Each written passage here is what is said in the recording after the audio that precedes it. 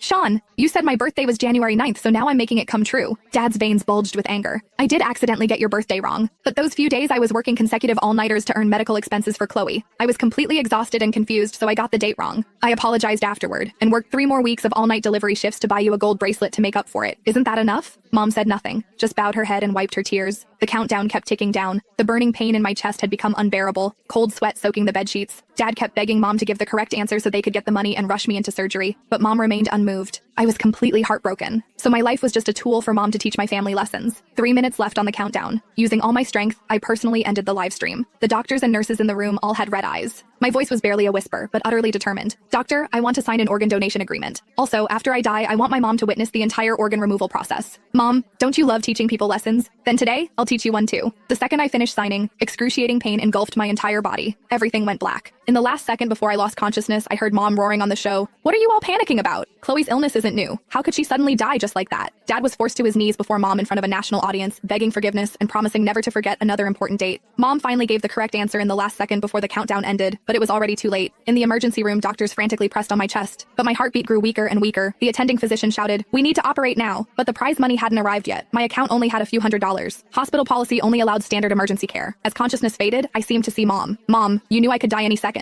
Why did you keep deliberately answering wrong and wasting time? Mom, don't you love me?" The doctor's CPR grew more forceful. I could almost hear my ribs cracking. "Mom, I really can't hold on much longer. If you could just come see me one last time, I wouldn't blame you." But I waited and waited. Shot after shot of epinephrine was injected into my veins, yet my breathing still gradually weakened. The monitor beeped. Hospital policy, no money, no surgery. The doctor called the production team furiously. Didn't they answer correctly? Why hasn't the prize money arrived? But the production team was helpless too. We wanted to transfer the money directly to the hospital account, but her mother insisted on cash. They're probably rushing to the hospital with the cash now. The breath I'd been barely holding on to finally gave out. My heart monitor flatlined. Then I heard my family arguing. "Chloe's hanging by a thread. Why did you insist on cash?" Mom said self-righteously. "3 years ago, you got scammed out of $200 online. Online payments are so dangerous and you still haven't learned? Cash is safest. Today I'm teaching you a good lesson." Dad was frantic, rushing forward. Fine. Cash is safe. But what about Chloe? Every second she waits puts her in more danger." Mom said reluctantly. "Stop talking. If Chloe's in danger, it's because you cursed her. She was fine this morning. How could something happen this afternoon?" In the emergency room, the doctor was pulling a white sheet over my face. Oblivious, Mom pushed open my hospital room door.